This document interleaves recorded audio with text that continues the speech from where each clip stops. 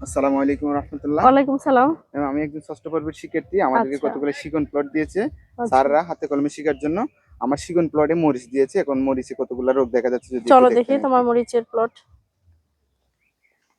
এটা হচ্ছে আমাদের মরিচের প্লট। আমার মরিচ গাছে পাতাগুলো কুকড়িয়ে যাচ্ছে। এখন এটার ব্যবস্থা কি নিতে পারি? ও, খুবই ভয়ঙ্কর একটা রোগ মরিচের। ঠিক আছে, হুম, এটাকে বলা হয় মরিচের লিফ কার্ল ভাইরাস। হ্যাঁ, এই যে পাতাগুলো কুঁকড়ে গেছে, দেখতে পাচ্ছ না, সবগুলো পাতা কুঁকড়ে গেছে।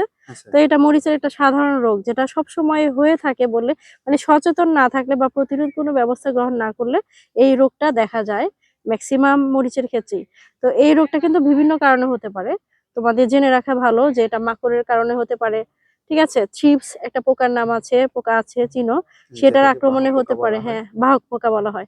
তাছাড়া এই যে সাদা মাছির নাম শুনেছো, হ্যাঁ, সাদা সাদা মাছি। মাছির আক্রমণে কিন্তু এটা হতে পারে।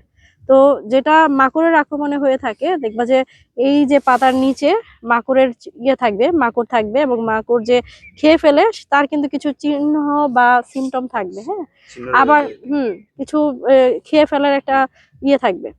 তারপরে তোমার যে ইয়ে আছে, চিপস আছে, চিপসের আক্রমণ হলে ওই পাতা এরকম নাড়া দিলে কিন্তু ওই যে পোকা অনেক সময় দেখা যাবে, এখন পাওয়া যাচ্ছে না, এই যে চিপসের আক্রমণ হয়েছে বোঝা যাচ্ছে। তারপরে সাদা মাছি, তোমরা নাম শুনেছো, সাদা হুম। মাছি দেখিয়েছো, সাদা মাছির আক্রমণে হতে পারে। আর চিপস এবং সাদা মাছি যেটা বাহক হিসেবে কাজ করে, মূলত ভাইরাস নিয়ে আসে। হ্যাঁ, আর ওই ভাইরাসের আক্রমণ হলে এভাবে পাতা কুকড়িয়ে যায়। তারপরে তোমার মাকড়ের আক্রমণ হলে পাতা কুঁকড়ে যায়। মাকড়ের আক্রমণ হলে সাধারণত পাতা নিচের দিকে কুঁকড়াতে থাকে। আর যখন লিফ কার্ল ভাইরাস আক্রমণ করে তখন পাতা উপরের দিকে কুঁকড়ে যায়। এই পাতাগুলো দেখো উপরের দিকে কুঁকড়ে আছে। হ্যাঁ, হুম। তো এর প্রতিরোধ ব্যবস্থাটাই হচ্ছে সবচেয়ে আসল।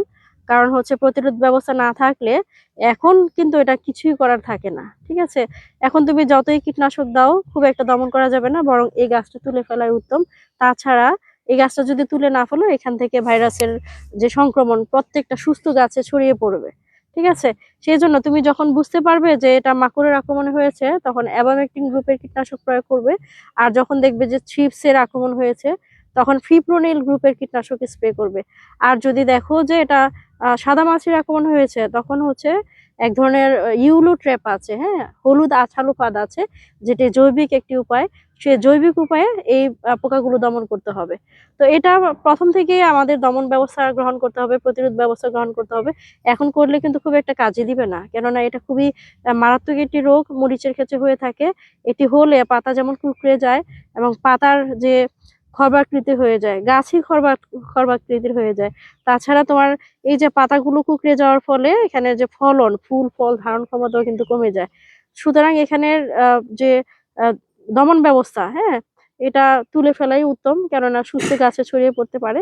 আর যদি আমরা একেবারে প্রথম থেকে 1 মাস বয়সী চারা থেকে আমরা কিছু কীটনাশক এবং ছত্রাকনাশক স্প্রে করতে থাকি, তাহলে এই সমস্ত রোগ দমন করা যাবে। ঠিক আছে, তো প্রথম থেকেই কিন্তু ব্যবস্থা গ্রহণ করতে হবে, আর না হয় এগুলো তুলে ফেলাই উত্তম। এটা তুলে ফেলো।